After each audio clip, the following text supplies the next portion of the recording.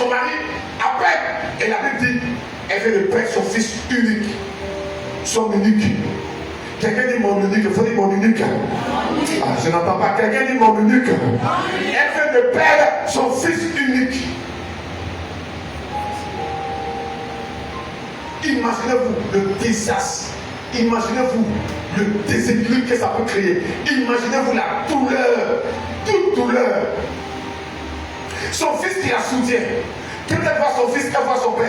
Quand elle voit son fils, ça la fortifie un peu. Ça amorce un peu la douleur. Ça ne remplace pas son mari, mais ça fortifie un peu. Ça l'amène à comprendre qu'elle n'est pas seule. Mais la Bible dit, elle vient à peine de perdre son mari de feu. Et voici que son unique, son seul fils, lui aussi est mort.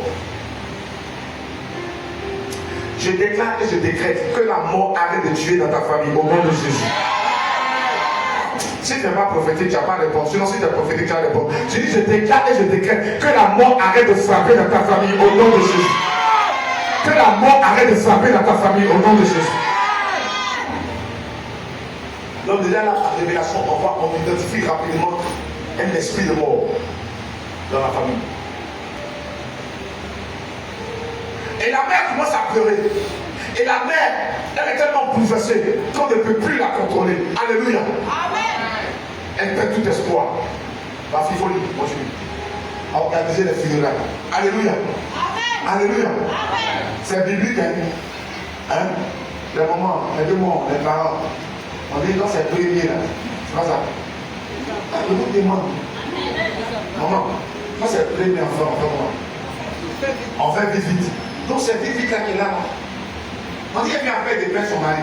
Maintenant, l'enfant il est décédé. On ne s'en même pas trouvé. On dit on le portait. La Bible ne peut pas en expliquer. Non, on est en train de faire son funéraire, on est parti à Jérusalem dans notre père. Mais quand tu lis dans les livres de façon prophétique, tu vois que c'est le même mouvement.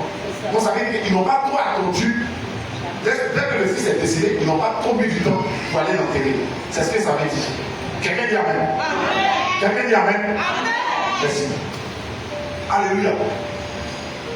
Donc, la Bible dit qu'on portait en terre. On prenait le mort et on partait avec lui pour les hostels. Et qu'est-ce qui va se passer? Allons, ma fille. On portait en terre un mort. Oui, unique de sa mère. Qui était veuve. Et il y avait avec elle beaucoup de gens de la ville. Oui. Beaucoup de gens de la ville.